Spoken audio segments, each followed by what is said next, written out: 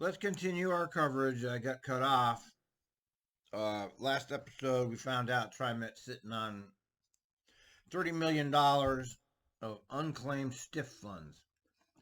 So all these government entities are just rolling in cash. Meanwhile, there's people dying in the streets. I hope people. Can you make a connection? Apparently not. Most Americans can't make the connection. Received. And is that in the form of passes for a ride, or is it? They get a chance to tell us how they'd like to receive their fares: day passes, monthly passes, all the type of fare media we provide to anyone buying fare. They can get credits to get that fare and distribute it to their communities as they see fit. Okay, thank you. All right, boy, John. Thank you.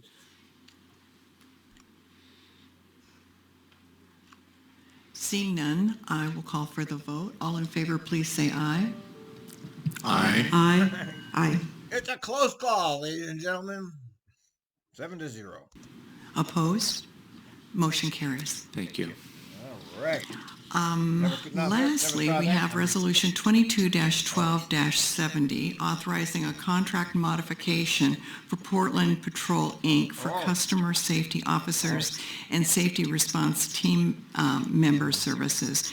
And we didn't put this in the consent agenda, even though it is a modification, because we felt it was significant enough that we would want to bring it to the full board. Mr. General Manager, would you like to make some comments? I appreciate that, President Simmons. And Andrew, I'm going to ask you to just come up as well. Hold on a minute. All right. Where are we? Okay, here it is. What do they want? Okay. PPI. Let me make it bigger so you can see it. PPI is an organization that provides safety and security system services within Portland Metro. Has a unique and close working relationship with law enforcement. Yeah, that's just great. Actually, my perspective on law enforcement and dealing with TriMet issues is that they're pretty good. Okay, the law enforcement people dealing with the TriMet problems, I actually have no complaints about it at all, honestly, other than, I'm against the whole fair idea that somebody should be cited for fares. But from what I hear, they're pretty good, the cops. These people here, I'm not so sure. Okay, anyway, it was a 5-year sole source contract, $7.6 million. So they're also doing code enforcement. So they're not TriMet people, but they're issuing tickets. That's bad. Okay, that's union busting there. Okay, those people are supposed to be TriMet employees. If they're writing fare tickets, that's supposed to be a union job. Does anybody care? Probably not, except me. Okay. All right. So what do they want? Okay, so 7.6 million is not enough. Blah blah blah blah. 20 personnel. For 20 people, it costs 3.3 million. For 20 people? What the hell is? Let's look at that for a minute. I mean, what the hell? Doesn't that seem a little high? Let's check that out. Okay. 3.3 million. Wait a minute. 3 million divided by 20. 166,000 each. Okay, that's a hell of a lot more than it costs to have an operator. It costs 100,000 for an operator, their pay and benefits. It costs 166,000 for one of these guys, and I'll bet you that extra 60,000 goes to private profit it's just another scam. So that's an interesting statistic. What do they want? Okay, they want another 4.5 million. 9.5 million for this shit. Meanwhile, you have no bus drivers. So it's $166,000 per one of these fucking guys, as we just calculated. It's $100,000 for a bus driver in house. Oh wait, no. The modification will increase it from they doubled it, more than doubled, to 16.6 million. Holy shit. What a pork barrel. So 160,000 per officer, $16 million of your transit dollars spent on this. And they're trying to complain about fare evaders. Here's your example of the absurdity of their entire argument. Oh my God. For any questions, any questions from the board. I think this is a great story for us, and I really appreciate all the work that's been done by Andrew, Pat Williams, and our COO, Bonnie Todd. But President Simmons, Bonnie Todd! members of the board, you approved a sole source contract with Portland Patrol, Inc., and they're known here at TriMet as PPI. PPI plays a critical role in the insurance and the participation of safety by providing unarmed security services across our transit system. PPI provides uniformed customer safety officers for safety and security in support of TriMet staff, and also the safety response team members who offer assistance and social services referrals to people on and around our transit systems. Tasks for the two teams are broad, ranging from helping, supporting staff to enforcing the TriMet code, to connecting those in need with support and resources for transportation and much more. To increase safety and security presence on the system, a priority identified through the reimagining public safety process that you, Board Member Lewis, participated on, we've added to the numbers of personnel throughout the... Okay, listen to this. The average hourly pay for Portland Patrol is $20.40 an hour. So this is really something, folks. I'm looking it up right now.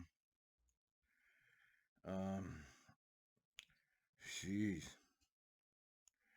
So that's a lot of profit margin in there.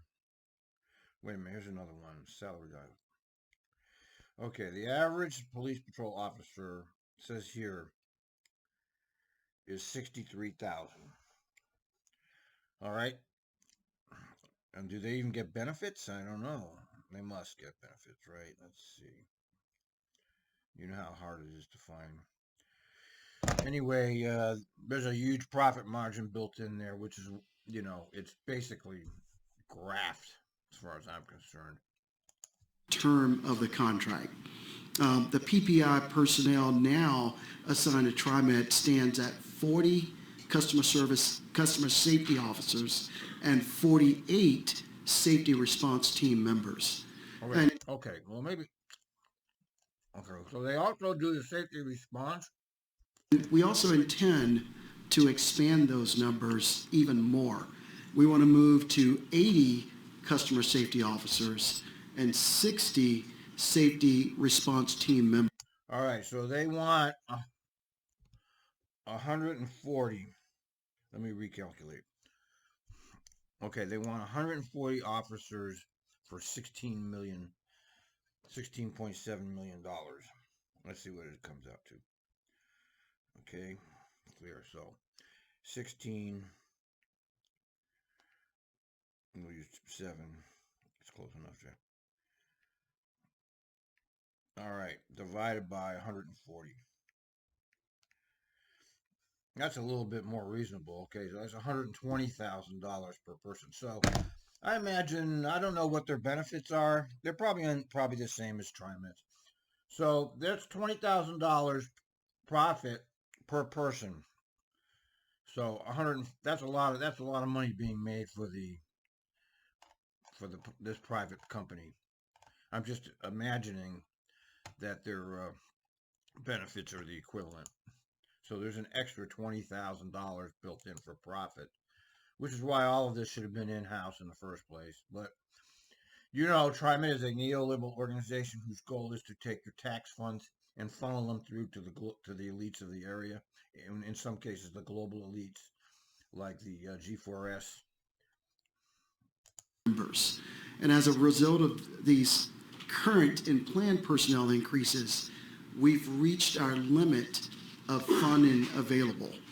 So we're coming before the board today to request additional funding necessary for the remaining 8 months of the contract. And during the remaining period of the PPI contract, TriMet will undertake efforts to procure a new safety and security services contract for board approval. Wait a minute. So this resolution seeks a contract modification of $9 million for a total value of Wow. $16.7 So million. wait a minute. Yeah, this is really something else, man. This is just to get through July 20. This is just to get through next July 23rd. This is criminal, folks. So they're going from 7 million to 16 million to get through July of the coming July.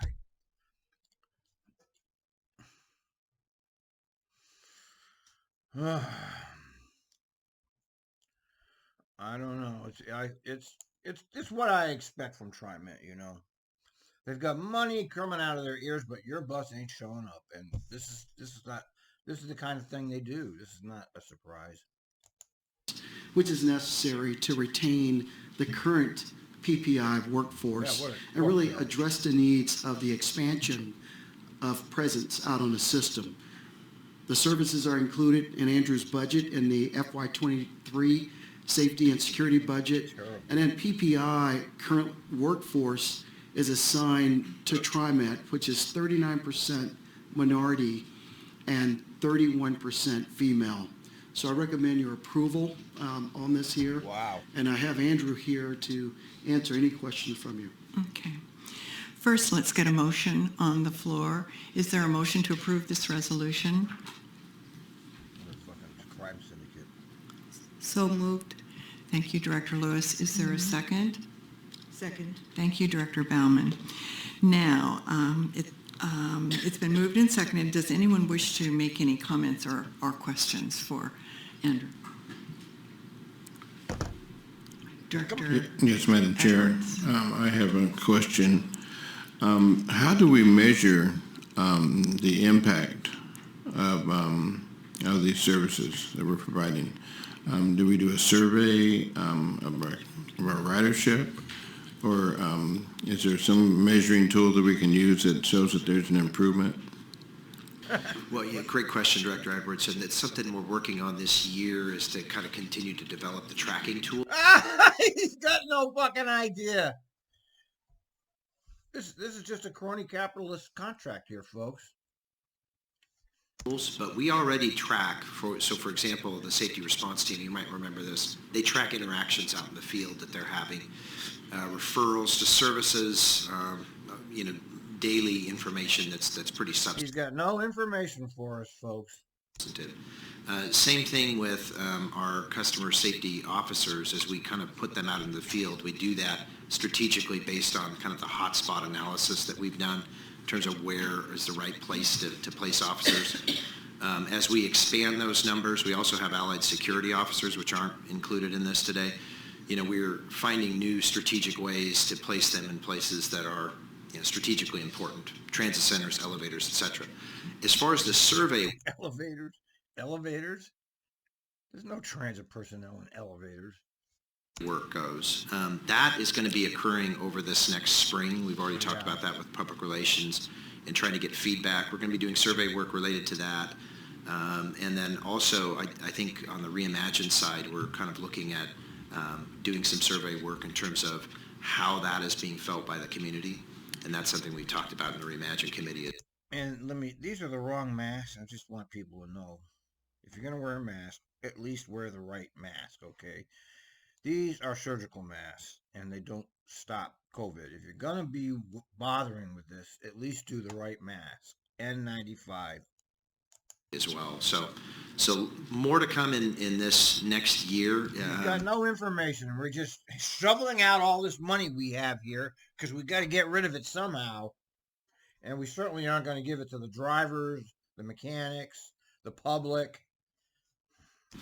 We have not invested that much in the survey work, I think, over the last couple of years because we were negotiating through this new normal and also putting out pilot programs like the SRT, which is sort of brand new to the community, but that'll be in this next year. Yeah, well, that's no good right now. You're asking for all this money and you have no statistics to back any of it up. Good job. Okay, thank you. Yeah, I think we'd like to see that. Yeah, Yeah, you would. for sure. Wouldn't you? Yeah, Don't you want to see some kind of let's see some reports. Are there reports about it? we're really excited actually to get that feedback because we think, preliminary kind of feedback has been very favorable in terms of the things that we've been doing out there. But we'd like to actually see that from the community and understand the impacts. So, Thank you. Okay, seeing no other comments or questions. questions, I'm We'll going to just call pass for the it. vote. All in We'll just pass it because we're a bunch of sock puppets. favor, please say aye. Aye. Aye. Opposed? Motion carries. Thank All right. Well, there you go, man. Hope you enjoy your. They get an extra $8 million to go 7 months. I can't even believe it, man. Really, it just shocks me. Over and out.